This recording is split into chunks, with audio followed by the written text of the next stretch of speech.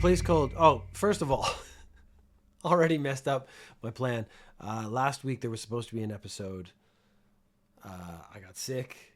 My voice was not ready for it. If I had tried to push through, it would have been a lot of hacking and coughing and really awful stuff. So I didn't do an episode last week. I'm hoping to make up. I'm basically just shifting the whole schedule now on into the future from now.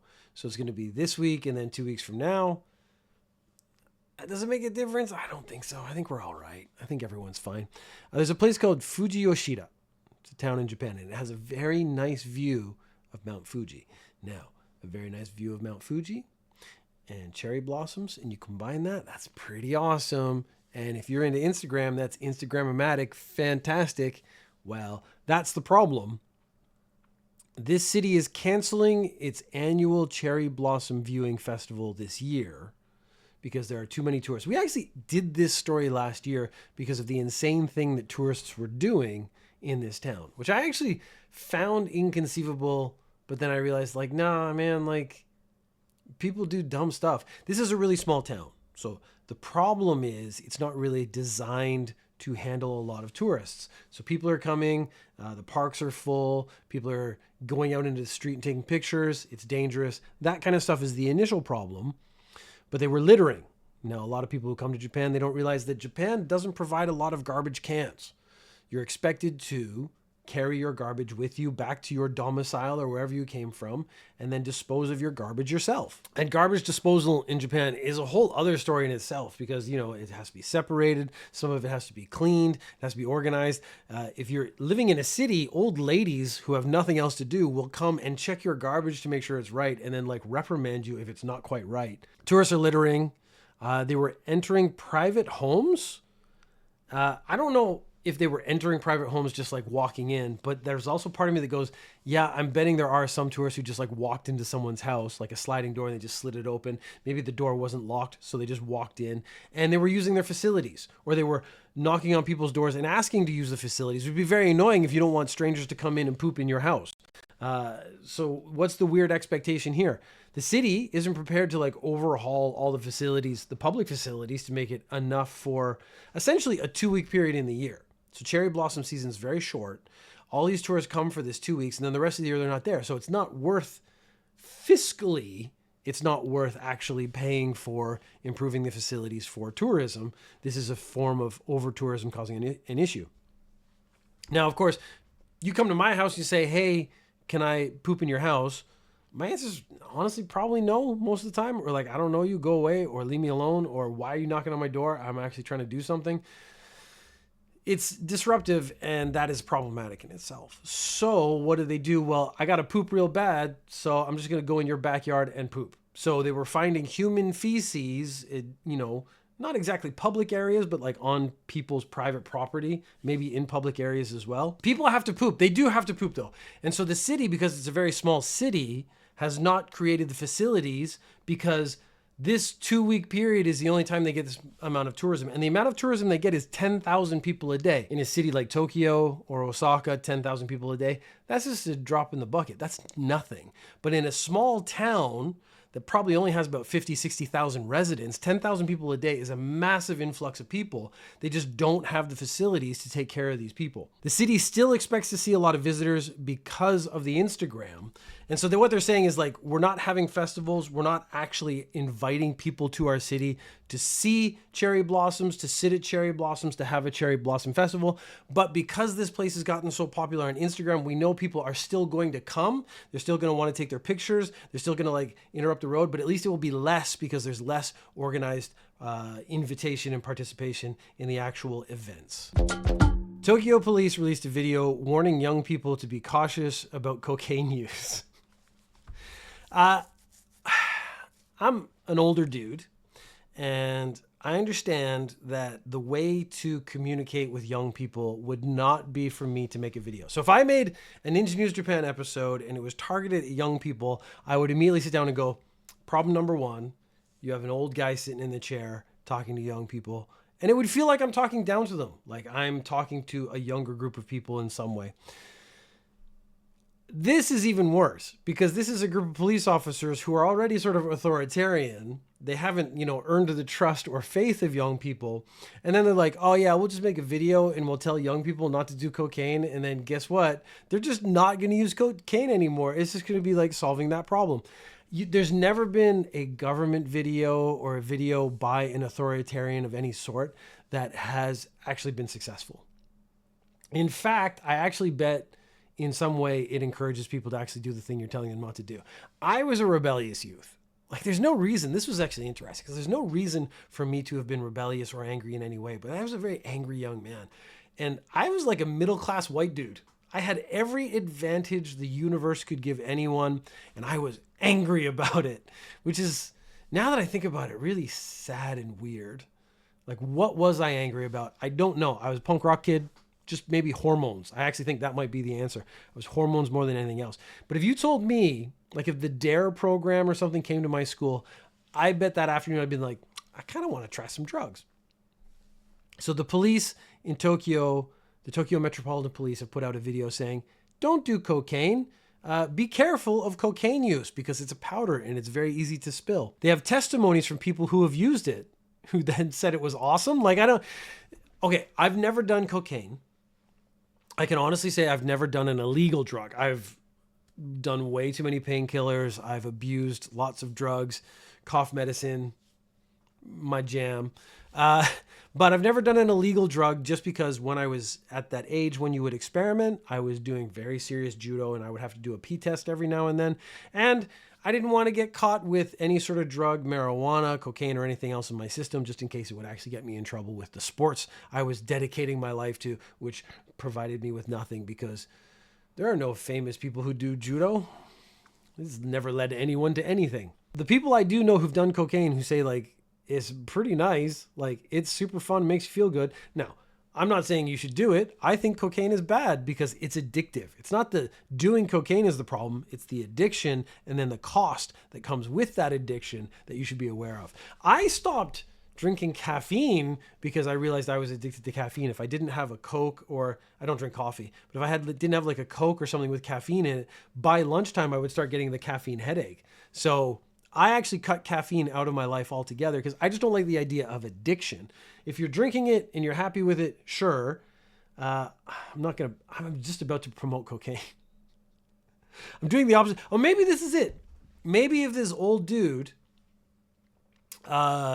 says you should do cocaine, the youth out there will hear the message and go, well, I'm not doing cocaine because that old creepy man told me to do cocaine. It took about a month or maybe a little more before I actually like settled down into like feeling normal without having any caffeine in my life. I still drink Coke, but it's caffeine-free, sugar-free, calorie zero Coke. So it's basically all fun-free. Joy-free Coke is exactly what I have. But at the same time, I'm just trying to like not die as quickly. The video from the Tokyo Metropolitan Police has testimonies from people who've used cocaine. And the thing is, cocaine seizures have been up 1.5 times from last year. Now, it's still not very much. Cocaine is not a particularly popular drug in Japan because it's so hard to get drugs in Japan and because therefore it will be so expensive. He said, one of the testimonies' message is very persuasive. I'm convinced if young people watch the video, they will never do drugs. I don't think they understand how effective videos actually are. I don't think they realize that old people telling you not to do drugs is not a particularly effective tactic. Technique. A 36-year-old manager of a ramen restaurant called 110. 110 is the 911 in Japan. It's actually important to know if you ever plan on traveling to Japan, you don't dial 911. 110, that'll get you ambulance, police, whatever you need. They're probably only going to speak Japanese, but if you just start screaming, they'll get the message. This 36-year-old manager of a ramen restaurant said he had been robbed at knife point. He was jumped as he was closing up, and they had taken 670,000 yen from him. Oh no, that's a terrible thing. The police start to investigate. They take this very seriously. They start doing CSI kind of stuff. They get surveillance videos, and then they find no one fitting the description is on any surveillance video in the area, which is very unusual. If you listen to Ninja News Japan consistently, you will realize that Most crimes are solved by the police just going to areas around the crime, getting surveillance videos and watching those videos and going, hey, there's that guy. Now let's follow him home. And then they show up at his house. No one fitting the description that the manager gave showed up on any surveillance videos anywhere. It makes me wonder what kind of description he gave. Because like if I was going to describe a criminal in Japan, I'm going to go 5'10", black hair, slim build. I mean, that's it, right? Like I've just described it. When I lived in Korea, there was like a serial killer. An announcement went out on the news about the serial killer. And they said he's 5'9", black hair, slim build, something like that. And I was like, dude, I've seen that guy like 7,000 times today in Seoul. How is that a description? So the police started looking deeper and they got on the manager's smartphone. So you know it's already a problem. The manager had searched staged robbery victim. Now that's a problem. You should not, I guess if you're going to commit a crime, the first thing you should do is clear your cache history, clear your cookies, erase your computer, throw away your smartphone. I don't know, because I bet they could still recover all that stuff. But searching for a staged robbery victim and other similar searches, I guess just different like word order and stuff. And then they arrested him, sat him down and said like, did you stage a robbery? Did you claim to have been robbed? And then it turns out you weren't, you had just like done this to yourself. He broke immediately. So this is one where you got to commit. If you're going to do the bit, if you're going to stage a robbery, you got to commit to the robbery more than anything else. His injuries came from punching himself in the face several times, and he was arrested for making a false emergency call. I actually think this should be bigger than just a false emergency call, because it seems like a lot more happened than, like, he's wasted police time, he's interfered with police business, he's done a lot more than just make a false phone call, but that's all they're charging him with for now. 53-year-old Idol fan who was famed for spending massive amounts of money, up to 30 million yen a year. Now let me be clear, I've said this many times, I gotta make it like just like a little sound clip. The average salary in Japan is between 4 and 5 million yen a year. So let's just say 4.5 million yen, the average salary of the average person in Japan. This guy's spending 30 million yen. So 6-7 times that amount every single year on AKB48 merch and goods and stuff and underground idols. And he's spending another 5 million yen on underground idols exclusively. So he's spending 35 to 40 million yen a year. So again, the equivalent of like 10 years salary for most people on idol events, idol goods, idol items. So AKB48, I have never been a fan. It's not my kind of music.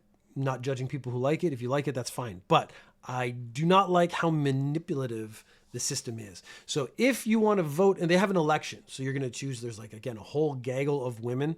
They need to choose a leader every year or every couple of years. What they do is they have like a show, and then you vote for who you think is the leader. Sounds very fair, very honest. That's fine. Except that's not how it works. To get a ticket to vote, you have to buy a CD. So a story from, God, it's like 5-6 years ago, was people buying hundreds of CDs so they get hundreds of voting tickets so they could vote for their favorite idol, and then taking those CDs and just dumping them in the forest. So it was the garbage dumping became the story, but then they kind of glossed over the whole fact that this guy just spent thousands of dollars on CDs so he could just get the voting tickets so he could vote for the idol he favored. Now, here's the thing. If I was the leader of the AKB48, I guess the thing is, the whole point of that is to inflate sales, to make it seem like they were selling more CDs than they were. But realistically, you should just sell them the tickets so you don't actually have the environmental waste, or make it digital or something like that. That way, these guys who want to spend massive amounts of money on their favorite idol can do so without that sort of negative impact. But I guess they were just trying to inflate CD sales. He sold a vacant apartment owned by his family. So his family was renting out an apartment. It was vacant at the time. And so he sold it so he could get more money to buy more stuff to support his favorite idol to win the AKB48 election. He goes to multiple shows a week, and he says he spends at least 10,000 yen per visit on photos. So if you go to any sort of event in Japan, you can pay extra money and get like a little Polaroid of you with the famous person. When I first came to Japan, we went to Nagoya's oldest strip club, which was famed to be the oldest strip club in Japan, and maybe had the oldest strippers. And we got a picture taken with one of the older strippers, which was a very weird experience. I don't think I should be really going into it. He's spending 200,000 to 300,000 yen every single month, which again is a normal salary in Japan, on idol events. He's also famous because he was sick. He had a coronary event, maybe a stroke. He left the hospital before the doctors told him he was allowed to, because he didn't want to miss a show. And then he was banned from the hospital. He wasn't allowed to come back to the hospital because he refused to do what the doctor said. So like, the problem is, if you don't follow our instructions, you could go out and die, and then we're going to be responsible. So you're not allowed to get health care from us anymore, which is insane if you think about it. He has no wife, no kids, no savings, no regrets, is actually the interview thing. They said he plans to continue his idol events, his idol support, until he dies. And he's actually very happy. He says he's happier supporting living this unique lifestyle than he would be if he'd followed the more traditional lifestyle of a wife, kids, house, all that other stuff. Don't know how I feel about it, because he clearly has, we need an intervention, because this is an addiction. 3 times a week. So now the question is, how much does he spend? Because a percentage of your salary going to your hobby, which idol events could be your hobby, is acceptable. A certain amount of my salary goes to equipment and videos and computers and video games and stuff like that. I certainly can't judge someone else for spending money on their hobby. But the percentage has to be a reasonable percentage. I think that's it. So once the percentage becomes unreasonable, there's a point where it becomes an addiction. That addiction we're talking about, maybe they need an intervention. But yeah, if he's spending a reasonable amount, I'm sure he's happy. This guy's happy. And he says he's happy spending all his money on idol events as opposed to saving it so that he doesn't have to work. He works part-time job. But the thing is, there's clearly a ton of money there already. And that's the bit that pisses me off, because just give me some of that money. Dude, I'm poor. At this point, comparatively speaking, I'm poor compared to you. A 57-year-old man. It's these 50-year-olds. That's the bit that always strikes me, is these guys are all in the same age range as me. A 57-year-old man was arrested. He turned a phone into the police, and he demanded a 5,000 yen reward. So basically, if you find a lost item, you can turn it into the cops, and you don't necessarily get a reward, but you can kind of ask for one. You can put some pressure on people. Most people will give you something in return as a thank you. That's not unusual, but he had a whole scheme going, because he said, it is my right to receive payment for turning in someone else's lost goods. The problem is, I think you can already guess, wasn't that the goods were lost. It's that he stole them so that he could turn them into the police, so then he could then collect a reward. So he went to a restaurant. He was at the same restaurant as a man. He picked up the guy's phone and then went and turned it into the police. The police then call the man and say, hey, did they call him? He can't call him. He's on his phone. Wait a minute. I guess the man went to the police to ask about his phone, and they said, yes, we have your phone. But then he recognized the guy who took his phone from the restaurant. So they must have met face to face, and he was recognizable enough that they actually met in the police station. This is maybe the problem, was that crossover, because you've seen me in the restaurant, and now you see me face to face. Therefore, you know that I was actually in the room when you lost your phone, which makes everything suspicious. He turned in lost items more than 60 times. And in those 60 times, now the police are seeing a pattern, and they started saying, like, hey, maybe these items aren't lost. Maybe you're stealing them and turning them in so you can collect the reward. And that is a problem, and it's called fraud, and you're getting arrested. This is really horrible. Bullying in Japan. So Japan is known as a very peaceful country, and there's not a lot of crime, comparatively speaking. There's a lot of fraud and stuff like that. But again, a lot is relative. There's a lot less than other countries. It's a safe country overall. Bullying in Japan has been a constant issue. The whole time I've been here, I've heard about bullying, how it's getting worse, all these other issues. Bullying in Japan is next level. I actually think this might be part of the consequences of a peaceful society. It was actually one of the thoughts I had, because you have this society where you don't really have to worry about crime and stuff, but you want to feel powerful. So you start imposing your will on other people. That's how bullying happens. There was a trading card store. So I'm thinking a Pokemon trading card store, but probably trading card store means they trade any kind of collectible cards. So it's going to be baseball cards, Pokemon cards, other nerd game cards, Magic the Gathering, all that other stuff. The owner was arrested for a separate crime, but when you get arrested, they take your phone away and they start looking through your phone. And that's how they discover other crimes. And a lot of crimes seem to be discovered by the police looking at your phone.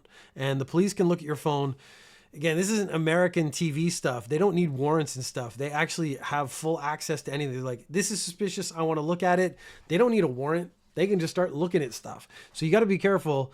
If you get stopped by the police in Japan, they have the full right to go through all your possessions on your body without like a warrant or a reason. They're just like, you look interesting. I would like to look in your bag now. They can do that. So again, different countries, different rules. You got to know that when you come to the country, because it is a risk you run into. Because if you refuse, you can be arrested right there and then for refusing. You're not even like done anything wrong, but you can be arrested for interfering with police business, which the police business is, I want to look in your bag. But they found videos on this guy's smartphone, the owner of the trading card store, and it was him and two of his coworkers abusing a fourth coworker who had been working there for about 3 or 4 months. And it was just, again, when I start getting into the actual details, it's just horrendous. They started shaving the person's hair with clippers. I mean, I do that to myself, but if it's non-consensual, that's a problem. They were wrapping aluminum foil around his genitals and touching them to an outlet to shock him. I would not have thought of that. This was the other part of bullying that I always come across is they are creative. I would never have come up with the idea of like, oh, I'm going to bully this person. I would think of, I will punch them. The fundamentals, the basics. Stick to the basics. Maybe push them around, knock them with your shoulder. If I was going to bully, it'd be very boring American TV show kind of bullying. Knock their books out of their hand, that kind of stuff. Would never do that though, because why? Why bully someone else doesn't actually make sense. Wrapping someone's genitals with aluminum foil and then shocking them, that is work. And maybe that's it. I'm too lazy to be a bully. I would never bully anyone because I wouldn't want to make that much extra work in my life. They sprayed alcohol on his legs and then set the alcohol on fire. They mixed the owner's fecal matter with instant food and made him eat it. Now, I obviously disapprove of all this behavior. I think this is disgusting. But again, we go back to the criminal part. Don't video it. But these guys now, people now, they have to video everything because they have to have evidence that they did this. This is like serial killers taking like a trophy or a token of everyone they've killed. And that's the thing that gets them caught. This is the exact same thing. They're bullying this guy and they want to feel powerful. So they want to video it. So they have the video of them abusing this other human being to prove that they can do that. But what ends up happening is then the police actually arrest you for some kind of fraud. I actually forget what the actual crime was. But then they find this. This is worse. Like the fraud is bad, but this sort of consistent abuse of another person, because each one of these things becomes another charge of assault or battery or something like that, another charge of abuse. That's like 6, 7, 8, 9 more charges, because the 3, 4 things I've done right now, they've done those multiple times. Each one is abuse. The claim was that they were punishing him for making mistakes at work, but absolutely there's no way any of that is acceptable. I hope they get an amazing amount of jail time. I'm going to try to follow up and find out how much jail time they can get for each action. That might be tough, but hopefully we can find out how much punishment you actually get for this kind of behavior, this kind of bullying at work. The Chinese-Japanese chilling of relations has been ongoing. Ninja News Japan has brought you reports multiple times of all the things that have happened. China's reaction has been to try to stop anything Japanese-oriented happening. The problem is there is still a large contingent of anime fans in China. Detective Conan cosplay has been banned. So they have anime events, and at those anime events, you are no longer allowed to dress up as Detective Conan. Now, 3 cosplayers at a separate event dressed up as Death Note characters. Now, we all know Death Note. We know that you have the notebook. If you open the notebook that says Death Note on it, and you write a name in the book, I think it's 7 days later, that person dies. Well, there was a tweet that showed the 3 cosplayers, all dressed as Death Note characters, opened a Death Note book and wrote Sanai Takaichi, which is the name of the current Japanese prime minister, in their book. This has been promoted in China, but then obviously people in Japan are complaining about it because you're saying you want the prime minister of Japan to die. So this is a very weird situation. You know, the bit that I actually found interesting is they're using a Japanese anime to make a political complaint about a Japanese prime minister who they are claiming is anti-Chinese. So are you supporting Japanese anime and making a political statement, or are you pro-Chinese and anti-Japanese by wearing the Japanese cosplay and then putting the prime minister's name in the Death Note? If you have an opinion, I would actually like to hear what you think. You can send an email to chunkofbeefchest@gmail.com, or you can send us a voice message to speakpipe.com/chunkofbeefchest, and we will talk about it in a later episode. So you're out. It's 1 o'clock, maybe 1:30, 2 o'clock in the morning. You're having a good time. Your phone goes off. That's always bad. You don't want your phone to go off at 1 o'clock in the morning. And the message you get is come home, which is very weird because you live alone. So coming home seems like a weird thing for someone to tell you. It sounds like someone has broken into your apartment, and that person wants you to come back to your apartment where they are. And then you don't go home right away because why would you? So the next thing they send is another text that says, there is no way to save the parakeets except to come home. So someone has broken into your house. You have parakeets as pets, and they are threatening to kill the parakeets if you don't come home. And then you get another message that says, if you apologize over the phone now, I'll spare the parakeets. Now, what are you apologizing for? You don't know because you don't seem to know this person who seems to have broken into your house and is threatening the lives of your parakeets, but has your phone number. So this must be some sort of distant social relationship. I would assume a coworker or something like that. This person getting these messages did the most reasonable thing and called the cops. And the cops showed up at the house because that's who, of course, you're going to call. And that is the weirdest form of harassment I've seen. Like, I don't know, like, are you threatening them? Because, yeah, I'm really stuck on this one. I don't know where to go with it. I value animals' lives. I have my associate Dave in the background. Threatening someone's pet is just crossing a massive line. But why is this guy trying to get the girl to come back? He's trying to get the girl to come back because he's obviously attracted to her. And then he's so socially inept that this is his version of game. And his game is so bad, he's like, I will threaten her parakeets and she'll come back and talk to me and then fall in love. Like, is that what's going through these like psychos' heads when they make these kind of threats? Like, when they lose it, when they realize like she is not attracted to me and they cross this line, what's going on in their heads is a very interesting question because I don't understand. I don't know. I hope he gets arrested. I do hope all the parakeets survived. It was done in plural. The sad part, the scary part, is the police never said that the parakeets were safe, which I think in a normal news story they would say that. So I think at least one parakeet did not make it. So I don't know what the punishment is for animal abuse in Japan, but I hope it's pretty severe.